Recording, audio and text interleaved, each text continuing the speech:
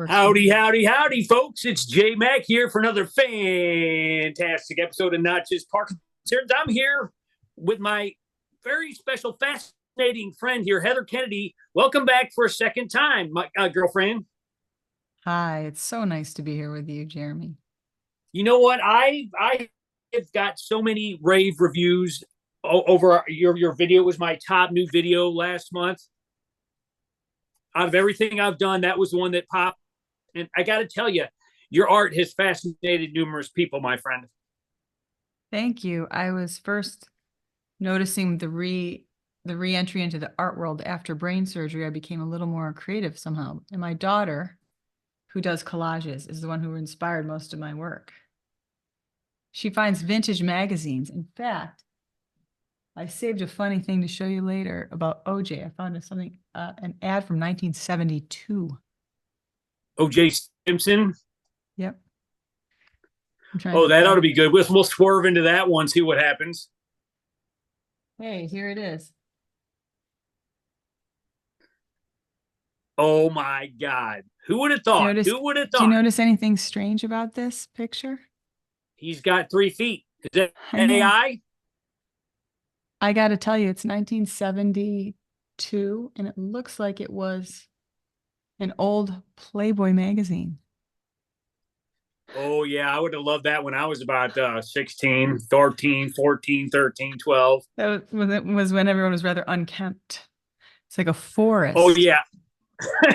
I was going antique shopping with my wife a while back, and it was one of those kind of seedy antique stores where they got like the old penthouse stacks in the back and stuff.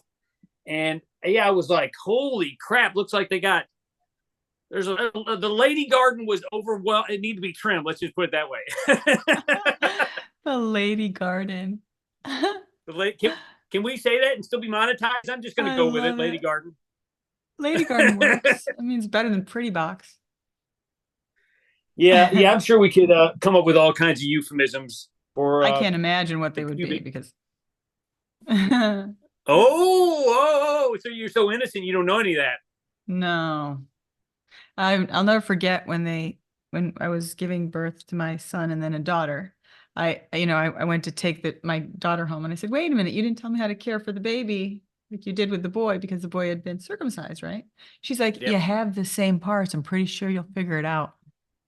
Wow, that's Wasn't that great? And I guess it makes sense. Yeah, my wife said she's like you're in charge of all the man organ the stuff. stuff. Yeah, so I'm not going to get into that. He's going to be 12 in a couple weeks, and I think he just now is starting. His little antennas going up on his brain, and he's like, "Ladies, huh?" So hormones are entering the picture, which means that your son is about to become a savage. Yes. Well, he already Really? is a savage. It's just going to get worse. Good luck with that. Parents of Yeah, teenagers have something in common. Do you know what we have in common? What's This that? look. Oh yeah, the wild look when you see something. So you see a pair of Tate You look ties for the first tired. time. You look really tired and you're like disoriented. Yeah, my son's got ADHD. When I get up in the morning, I'm like, son, I have Parkinson's and my brain is going like this. You're going to have to just wait till I take my medication. He's like, whoa, whoa, whoa, whoa. I wonder where he gets that from, though. Squirrel I and have no freaking sparkle idea. and glitter is everywhere. Glitter. I have no idea. All right, so we're going to talk a little art this week because we're going to talk some other stuff because you're a fascinating person, like I said. I've got some questions here that I think I know what you're going to answer, but then I really don't know. There's one question in particular, but let's start with this. Describe being an artist living with Parkinson's. Because I mean, art could be music, painting. In your case, it's painting, so we'll go with painting. But I include art as I'm a musician and a singer, so that's art. So describe life as an artist with PD. Well, you know how it is. In fact, adaptation is the name of the game. I spoke to a person with multiple sclerosis who's been painting, and she has to literally tie the paintbrushes to her hands. I have one more piece on the wall. I'll show you in a bit. It's too high for me to grab right now to show you, but I'll show you in a minute. And her work's beautiful. And she also uses a little bit of computer generated stuff like Photoshop to finish her pieces because she has to. Mine is more collage. And when I do visual arts, I do mixed media usually, or just painting. But we need more ways to express ourselves. I often make short films or I study film as a hobby. I wouldn't call myself a cinephile because it sounds snide. It's like saying you're a foodie, but I'm definitely interested in the relationship to my life. And then, of course, the dramatic life that we see on the screen, even the horror movies, sometimes Parkinson's can be a horror. So we a horror and a horror. We need opportunities to express ourselves, through music, through lyrics, through movement. So this is just another way of communicating, which is really fun. Yeah. So, as an artist, I got to tell you, sometimes it's a struggle to get my art out when my Can you voice hear that? doesn't want to cooperate. What was that? The drilling? Yeah, could you hear it? Barely.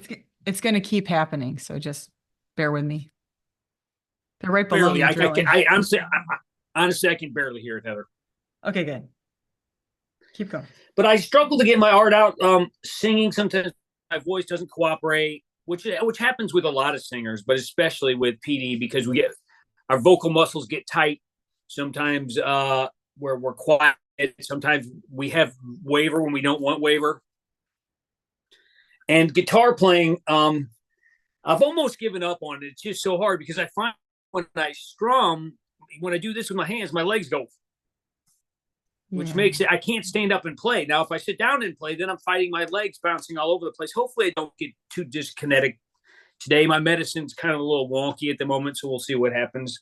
But here's a question. This is what I really want to know. Where does your art come from? Or where do you believe art comes from in a big sense? And then we'll focus on your specific. I'm a conduit. My job is very much to keep the channel open. There's always something going on. Nothing's new in the universe. There's always something you can pluck off that sort of proverbial, carousel. And once I pluck an idea, it's out there. If I don't pluck the idea off, it'll just go around and someone else will pluck it off. I don't own anything, which is why I've often written with a nom de plume. And I don't mean Kathleen Kiddo. I mean, like I've written under names that I won't tell anybody because you have to have opportunities to put your work out there without being connected too deeply with it. I don't want to identify with this stuff. I want to play. I want to get lost in the process. And as a musician, music can take you away. You can become so in your flow, as Rick Rubin says, the creative genius that he is. You can get so lost in your flow that you lose track of time. And that's what I'm kind of looking for. I've told you this, I studied sitar under an Indian master. His name was Ustad Imrat Khan. Fascinating, brilliant man. And he told me one day, he played for hours and hours a day. Sitar, of course, is the Indian classical instrument for those of you. I mean, I'm sure you know, but I've got one, in fact, right over here, but I'm not going to pull it out. I thought it was called a zither when I was little. Nope, that's something else. Sitar. Like guitar, but sitar. Sitar and anyway, and zither, two different. He told me that one night I would we'd go sit in front of his fireplace. It wasn't on, but it was in his walkout basement, and he would sit in front of the fireplace and he would practice, and he would teach me. And he said one night he was sitting in front of his fireplace playing, fell asleep, woke up still playing. He was, and I believe him because this guy was just, he was one with his instrument in a way that I can never even imagine being connected to my instrument like this guy. He could make it sing, he could make it cry, and that the fact that he was so in tune with his instrument that he literally lost time overnight. He didn't say how many hours, but we played all night, and he knew he played because his fingers hurt. So it had a hallucinogenic effect without drugs. You could argue that. Wow, that's wild. I've had some blackouts myself. Just kidding. Sort of. Were they PD related or art related? I think they were booze related. But there's no more of that. Yeah, you're a teetotaler now, right? Yeah. I had an affair with whiskey for a very brief period of time. Isn't she mean? Pre-diagnosis. She's Oh, so it's mean. it's not. It's not, it was Can't you never. It was. see? Can't you I got back. see what that whiskey been doing to me? Love it. Little Marshall Tucker band. You gotta love him. Cha-ching. Uh, but here's a theory that I have, and I've talked to this. I've got my friend Sam Wade, who's a brilliant musician. I should send you some of his stuff. He watches all my Damn videos. way. In fact, well, I won't reveal that because I don't know if he wants me to reveal that. We do have an album coming out though that we worked on a year ago. It's been done for a year. We're just waiting for a chance to release it. It'll be on Spotify. Awesome. But here's a theory that me and Sam banter about, and then we'll get back to your conduit thing because that's what we've talked about too. Personal darkness can sometimes equal tremendous beauty in artwork. Do you agree with that? Let me be very clear that I don't believe depression of the chemical sort, as in clinical No. depression, or anxiety, or madness, or any kind of diagnosis from the DSM-V would be helpful to our art. I just want No, to make it I'm very, talking very about clear. right. I'm talking about personal dark times, Right. not clinical depression, because that is serious and should be treated as Thank such. you. Just want to make that distinction. But I just found that some of the roughest times in my life, I'm just going to say this because I think they listen. I really don't care if they listen. I was, when I left my family's church, I went through a tremendous dark period because it was a very complicated situation, and I lost all my friends that went to that church. And I found through that dark period, I wrote some of my most powerful, touching, moving, soul-bearing songs. Yeah. And I still listen to them today, and I can still be moved to tears by something I wrote 20 years ago. And I feel like, has there ever been a time in your life where maybe you felt that the only way you could stave off the darkness of your current circumstances were to paint or draw or sing or dance? Are you familiar with St. John of the Cross, the Dark Night of the Soul? La Noche Oscura de Alma. It's more mystical than religious, by the way. The Spanish mystical poet St. John went into this dark period where he just lost it. It's kind of like Nietzsche, God is dead, so to speak. Yep. I mean, a lot of scholars would disagree with what I just said, but that's it in a nutshell, where he just lost his faith and he didn't feel the illumination of God anymore. And he wrote this beautiful poem about it. It has some stanzas, as I remember. He studied in English class, but I want to say it was around 16, early 1600s, maybe. No, late 1500s. Anyway, St. John of the Cross had this dark night of the soul, and the dark night of the soul is very specific to questioning everything. So the ground beneath your feet falls away. You lean against the wall, it's not there.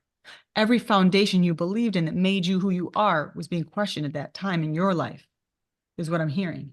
When you leave the church, you leave the Father. You're leaving a whole structure and for which you base so much on. Of course you were free falling. Of course you went into darkness. However, in that darkness, in that rubble of that darkness, there's always something glowing. If you filter through it. And I'm not preaching this thing, but these tales go back forever. Yea, though I walk through the valley of the shadow of death, I shall fear no evil. And here I am studying this. I have a degree in philosophy of religion, by the way. I'm approaching this from a sort of a clinical and also a philosophical point of view, not promoting the Bible. But it's true. You have to just keep going. I totally get that. Anyway, I've read the Bible. Anyway, my point is this stuff is necessary. It is how we let it out. I've read the Bible. It's how we let it out. I've read the Bible through 3 or 4 times. I have no knock against people who use religion for good. I'm just putting a disclaimer on answering the question. Sure. I just wanted for the people listening. No, I agree with you completely. Let's go back to the conduit. Let's go back to the conduit thing. Yeah. I think maybe that's the best way to describe it, because like I've written songs before, done vocal performances, or maybe even sometimes done interviews where I feel like, because I feel interviewing is an art too, and I feel like sometimes that there's a tendency amongst the human conditioned to take credit and to brag and be proud of, like, look what I have created. I feel like that is a misreading of the situation. I really feel like we're pulling something from somewhere else, and we're just a vehicle for the art we create. And you have to Yes. be open to that, to really let it shine through. And sometimes, speaking of depression can actually block the artistic flow. Well, it Where exhausts darkness, you. right, where darkness around you, if you still got a light inside you and you're still connected to that artistic whatever, you can still Right. connect with it. But depression actually blocks. When I'm depressed, and I was clinically depressed really bad before I was diagnosed, I couldn't connect. I could not connect with anything beyond my own depression. You know, there's a writing technique called the proceptive process that I did with someone named Pat Snyder, also Carrie Tennis. Hey, Carrie Tennis from salon.com. Anyway, this writing process is that you call everybody in the group, when you're giving them the critique, the author or the writer. You don't say Jeremy, because Jeremy's going to connect with his writing on a very personal level. And I wasn't writing autobiographically at the time. I was writing short story fiction, but I still referred to myself as the writer. That way you can separate a little Right. from your work. It's very similar in meditation. We watch our thoughts on a screen that's over here. As the witness over here in the audience, we separate from our thoughts a little bit. You see the difference? Same thing with the art. Yes. There's a great quote. It's Agnes DeMille to Martha Graham that I can show you later. And it very simply says, which is very simple. It says, just get out of your way. I mean, it says a lot more than that. Yep. Yeah. Yep. And I think art is so important to us Parkies, because it's about finding a vehicle. Because I mean, as our hands fail, maybe our voices still work, or as our voices fail, maybe our hands still work. Like you spoke about the girl with MS painting, having to have it basically taped to her hands. I mean, there's been times where I've sat down for this album that I recorded the same way, and I was dyskinetic as hell. But I willed myself to get the music out. Now, it may not have been what I could have done 10, 20 years ago, but just doing it, it wouldn't be the fast guitar that I used to play, but it's the slow bending of notes. I find a beauty in slowness, and I think we have to, as Parkies, find a beauty or something redemptive in our own circumstance. And if I can't play fast, I can still play slow, and I can still maybe have that subtle touch that I couldn't have when I was fast. So, are there ever times where you feel that your Parkinson's completely gets in the way of you being able to be artistic, or do you have moments where you can still feel like you used to through your art? You kidding me? I'm furious. I was a dance teacher and a dancer. I was with a group of women who now don't even really stay in touch with me. And I don't think it's because I'm disabled, but I became more of a liability to them than an asset. I don't even know if they agree with that. But in terms of making plans with them, again, I'm not, this isn't about them. This is about my changing, I wasn't able to adapt to their schedules. So we see each other less and less and less. And pretty soon the friendship kind of dwindles because our connection was dance, the joy of movement. And two of them in particular were professionals, like really professionals. Like I'd stand behind them and watch their moves. And I was just free flowing. I was kind of like a slow hip hop kind of a person. I love the slow hip hop. There's a beautiful piece that I love. It's called La Prouvé 4 with Marianne Motin. Motin for anyone listening. Marianne Motin. This French hip hop. Oh my God, it's so beautiful. I'll post it here for you if you want to add it into the list. Send it to me on chat. But that's the kind of stuff I used to aspire to do. And now I can't do any of it. So my point is, to answer your question, we have to adapt.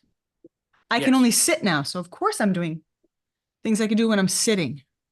And my hands stop working, I'll only be able to dictate. When my voice stops working, I'll only be able to think and imagine. We need a rich imagination to survive this. Well, speaking of friends, I used to skateboard. I think I've sent you pictures of me doing crazy crap on my skateboard with no helmet on. Survived. jumping like 15 feet, Yeah. and my knees will bark at me from time to time. And by time to time, I mean all the time. But that group of people that I hung with, we just kind of drifted apart, and it wasn't because they didn't like me, or wasn't necessarily because of my disability. It was just because what kept us together. By the way, we're almost 50 damn years old now. It's kind of like skateboarding days should be over. But as that fell apart, I lost those friends, and I got kind of butthurt about it at first. I got to be honest with you. It was kind of like, oh, man, you want to wang on me, Parkinson. But I just realized my wife goes, they don't mean anything. They just hang out in their groups and do their doobage and get their old man bones on their skateboards, and it's not personal. And that's one of the things that I've had to learn to accept. And I've had other friends with Parkies tell me, listen, it's happened to me. It'll happen to you. And it's not always because of Parkinson's. Life changes, and you have to adapt to what you've got. Like I said, I can sit now, I can talk. As long as my cinema works, I can talk all day, damn day long. Well, to be clear, though, life throws a lot at everyone. So yes, I have to admit, too, that they're busy. Their life changes, too, in ways that I can't see. And people tend to grow apart. I mean, yes. I have some friends that I no longer keep in touch with, and it has nothing to do with them being disabled. And then I have some friends that I will say it has a little bit to do with them disabled. And I have some friends that has a lot to do with them being disabled, because sometimes people just don't connect because it's so much extra work. Yes. Like, to make a plan with me, someone has to be very flexible. If they happen to be type A, that's going to be tough for them. And they want to plan ahead. And I'm going, I don't know. Will I be able to walk in the next hour? I have no idea. True story. Yep. I'm at the point in my medication where I'm either up or down. I mean, I take meds every couple of hours. This is no mess, I just took one about 20 minutes ago, and it's still kind of filtering through. Hopefully, when it kicks in, you'll probably be able to notice. Yeah.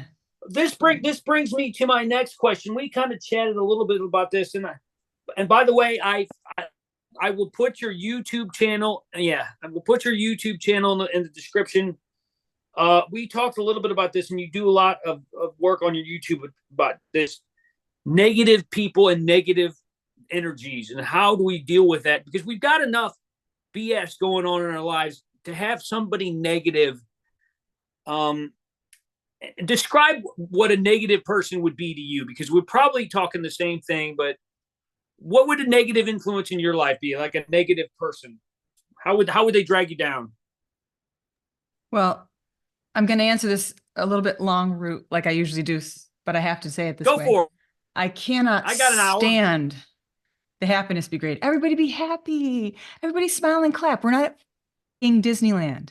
You're going to beep that out. Sorry. We're not at Disneyland, folks. I'll beep it out. Don't tell people to be happy. Don't tell people to win this smile. Don't tell me to put on a smile for you and I'm not a circus animal. I'm not here for your pleasure. So I will allow that people can have their moods. In other words, happiness, joy, all that is a temporary state. Sadness, Debbie Downer, that's a temporary state. However, if you are negging someone, as in N-E-G, negging someone and bothering them with your constant negativity and your gaslighting and trying to bring people down, that's different. So those people, I would say, get lost. However, I know a lot of friends who are depressed, both clinically and otherwise, and I give them a wide berth. When they go in their cave, I don't chase them, or I try not to. Don't chase a bear into its cave. Right, and exactly, and I don't think of them as like negative people. I think of them as someone that's challenged sometimes. And so am I. So come as you are is what I would say about that. You don't always have to be happy. Negativity doesn't scare me unless I'm not okay with myself. If you're okay with yourself, if someone's negative, oh well, bring them up. If you can, if you can't, let it go. It's cool. I have the good advice. I have several friends, one in particular I'm thinking of, and she will tell me, when you don't hear from me, it's because I'm not fit to be around people.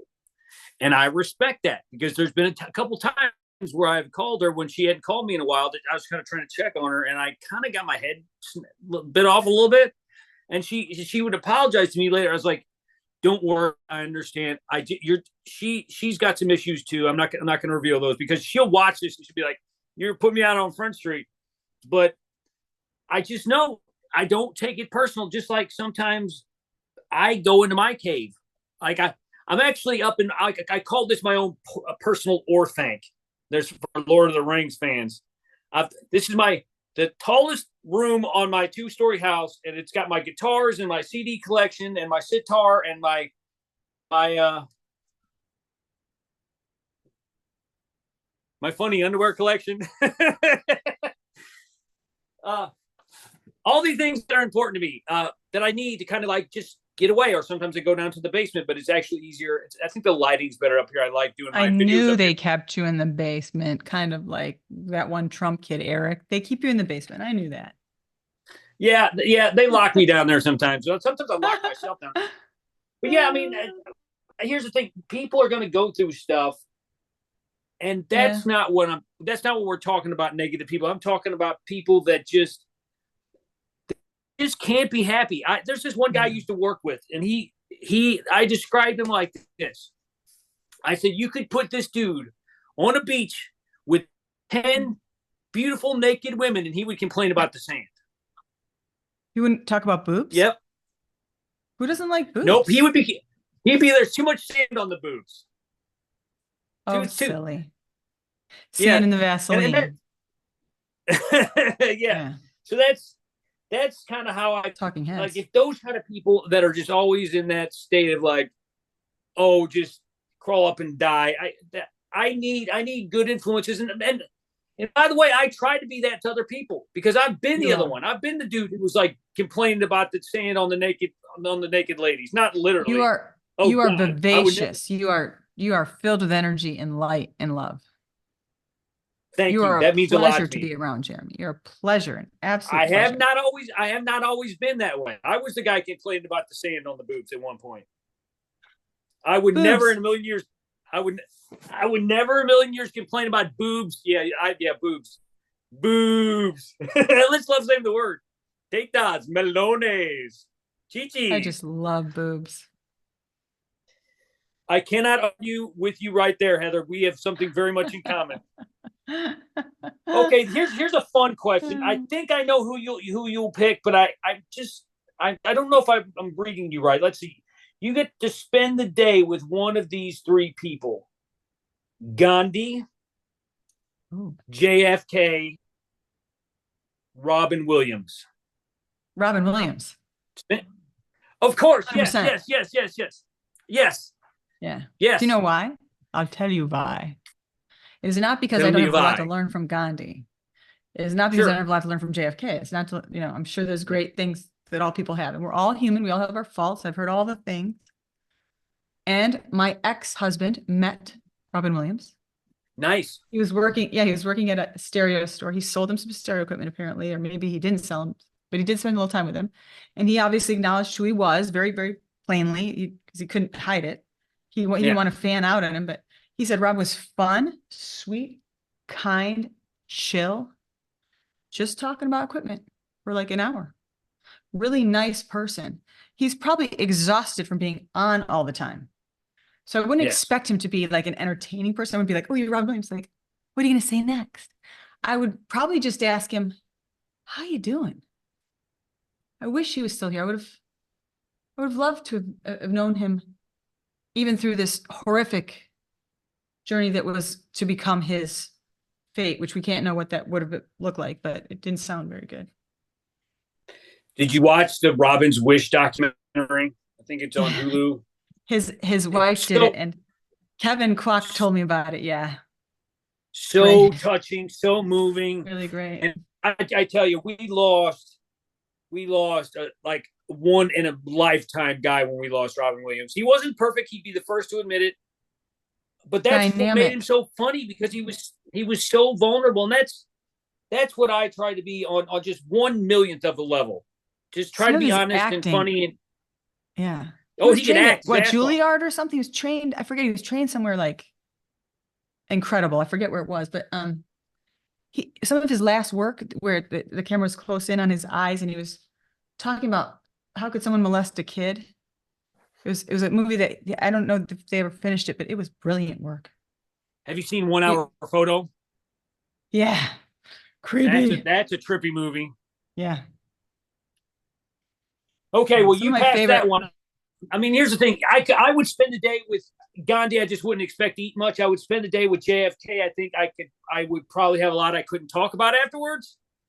But Robin Williams, I think one of the sweetest Robin Williams stories I heard was Ozzy Osbourne's wife Sharon had colon cancer,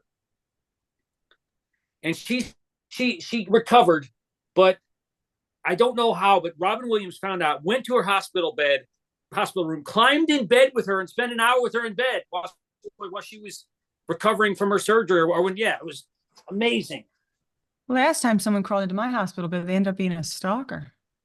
We won't Ooh, talk about that though. I've had one of those. I've had one of those. All right, I've got two more questions here. Who would play you in a movie about your life? Why would anybody watch a movie about my life? Maybe I maybe would. observations. I have some fun observations of life. I don't think my life is particularly interesting. Let's see who would play me. Somebody really quirky like Parker Posey, or Oh if yeah, if I can be so bold as to nominate someone like that, someone sort of goofy, with a alternative, all I can keep thinking of is quirky. Someone that's not in a lot of movies, but maybe in some cult classics. You know, I love Parker Posey. she's fun. She's Good she's actress. cute as hell too.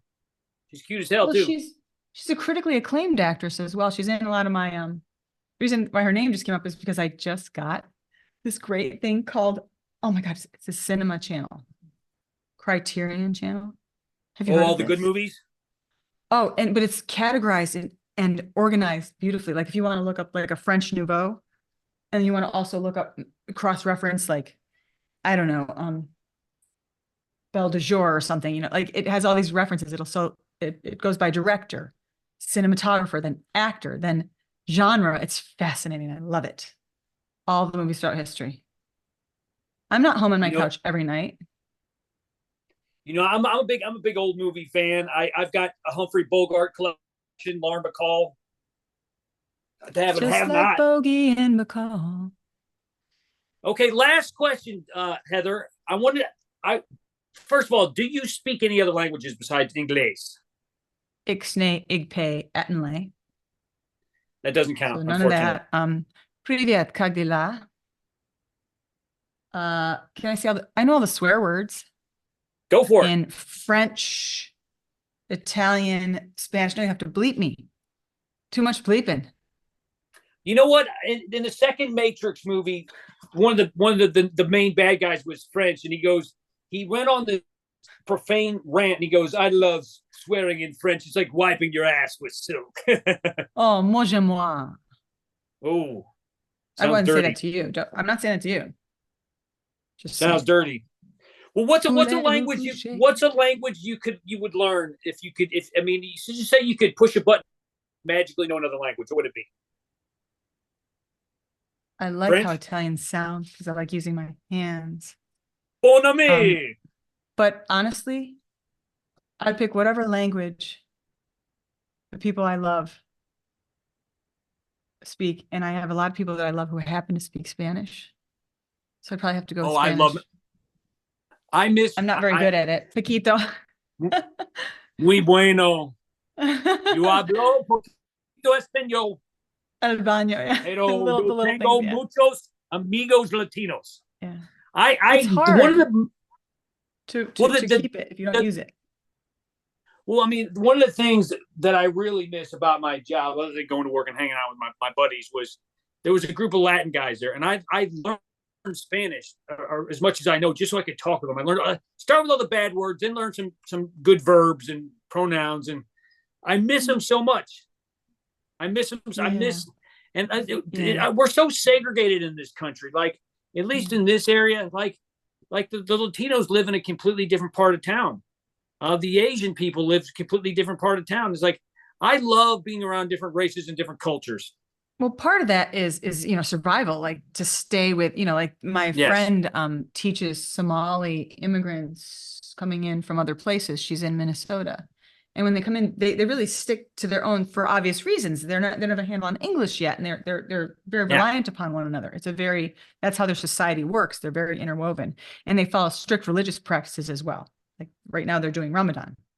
So of course they're going to want to live together. It's kind of like what they do. The school system in San Francisco was horrifying, but in theory it made sense. So you got a bunch of suits in a room who don't have kids. They're like, we have a good idea. Let's mix everybody up. We'll send the kids over here, busing over here. Send the kids over here, over here. But then after school, they couldn't play with anybody in their neighborhood because they were bused to a school 20 miles away. It was so stupid. That's not good. In theory, though, they were trying to make it, work with diversity, to have all the schools be equal. It was a disaster. Well, I mean, not that this is the road to hell, but they say the road to hell is paved with good intentions. I mean, so that school lottery is awful. Maybe the road to chaos is in this particular case was okay. Yeah. So I tell you what, you want to keep talking after we end the show here? Can we do one more thing on the show? Absolutely, ma'am. Can we talk about the joy of having a purpose and something that gives us a little meaning, like Viktor Frankl? Like my friend Brad McDaniels has his thing where he studies Viktor Frankl's work. And this being part of it, meaning if I have something, not just something to keep me occupied, but something that gives me or others by de facto joy. What a lovely purpose that we can have, even though we're in a lot of pain, even though we might be really suffering. We have something to capture, a little bit of the right kind of attention. I usually write in noisy cafes, or I put a little music on because it keeps my monkey mind busy. And I'm guessing you might struggle with this too because you have such a wild mind. So my question for you is this. How do you feel when you're participating in some act of creative juice or creativity versus how you feel when you don't feel like you can even do anything? What's the difference there? I feel at my best. I will say, I know it's not necessarily art, but I want to go back to interviewing, talking. I think interviewing and conversation is a lost art. When I'm speaking to friends and I count one of my dear friends, it's like my heart and my whole body, I forget about my pain temporarily. Now it'll all come back when the conversation stops. But my wife says I like to hold court. She's like, you sit in your chair and I have a glass of wine and I sip some wine and get a little chatty. And I love people. And it's conversation is so important to me. And then like when I'm able to play, when I listen back, it sounds like it's supposed to sound. I forget about all the struggle that it went into doing it. So yeah, and I actually I hate to use the word calling, but I feel like this channel is kind of like my calling of the moment, where I found something I'm good at that at least at the moment Parkinson's has not taken away, and I just want to live. I want to do it as much as I can. This is my third interview in 7 days. So this will go out in 3 weeks. Wow. And you've given others a platform. Yes. So thank you. Thank you, Jeremy. Yeah. You're a sweetheart, Heather. You've done this before, haven't you? Oh, yeah. I'm not a virgin. But you had a radio show before Parkinson's, correct? Yeah, but I'm not going to air any clips of that. You've heard bits of it. It's a deal.